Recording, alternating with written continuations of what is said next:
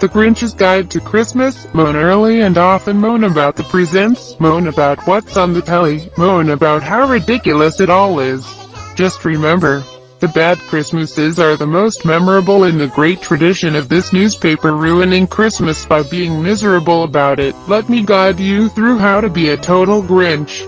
Get the moaning in early. I probably started on the 2nd of December because friends had started posting pictures of their trees online. What?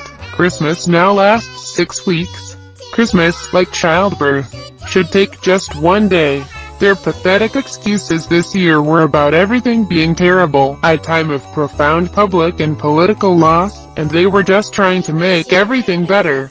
This is some self-deluding nonsense, as if fascism can be fought with fairy lights.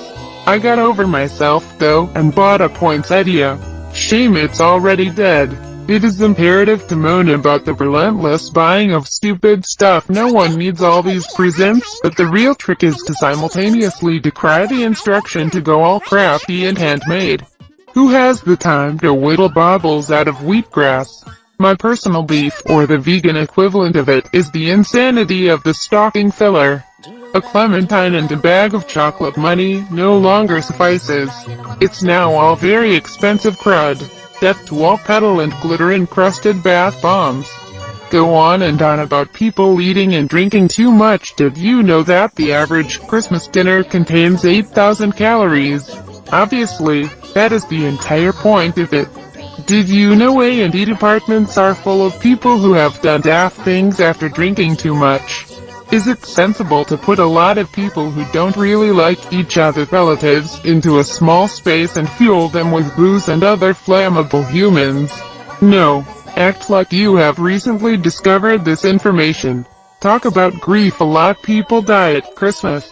People who are ill are still ill at Christmas. Every Christmas. People think a lot about those they have lost, and it's a very difficult time for them. I find it is helpful to go around announcing your personal insights about grief and to try to get into some sort of competition about it.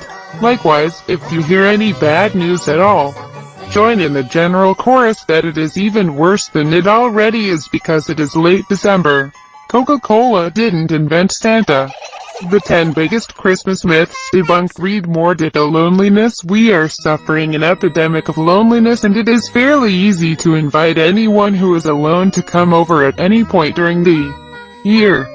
Surely, loneliness is long-term. Christmas is the time to bring home all kinds of failure, bad relationships, unwanted childlessness, separation. Every imperfection can be amplified. I read some advice that said, avoid excessive rumination about your life.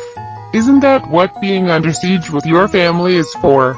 Complain about the ridiculousness of the dinner. Basically, everyone wants the crappy meal they had as children. No one actively wants almonds in their sprouts, or random star anise in surprise places.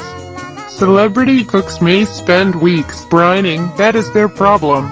Likewise, making your own nibbles, or indeed even saying the word nibbles, is deranged. If something isn't a cheese straw, no one cares. The continual reinvention of the edible wheel is a huge faff that falls mostly to sweaty and stressed women. You didn't think I could get this far without saying that Christmas is essentially an anti-feminist conspiracy celebrating virgin births and stale, pale patriarchs. Debut. Spaff a lot of nonsense about not giving in to the pressure cooker of perfection. Do this while tweeting pictures of your family's heirloom Christmas decorations. Your Christmas should be both the same as everyone else's and superior to it. This is what social media is for. Moan about what's on the telly. All of it. Insist on the real meaning of Christmas and whinge about how we have lost it, but without specifying what that meaning is. Just say that it is all the fault of neoliberalism. No one will know what you mean, but they will agree with you.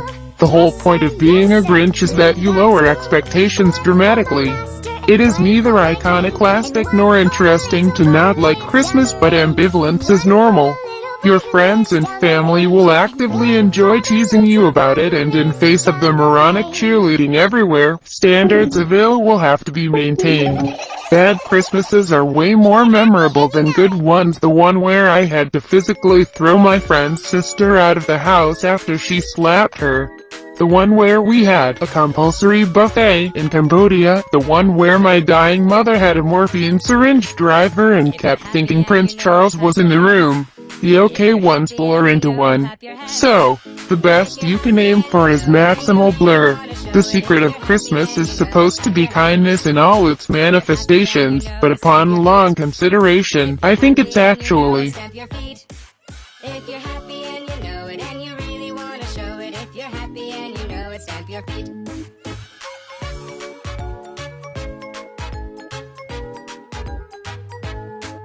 If you're happy and you know it, turn around.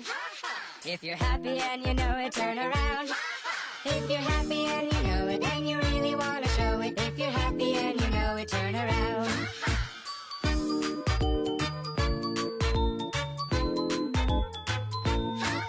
If you're happy and you know it, shout hooray. If you're happy and you know it, shout hooray. If you're happy and you know it and you really want to show it, if you're happy and you know it, shout hooray. If you're happy and you know it, shout hooray. If you're happy and you know it, shout hooray. 5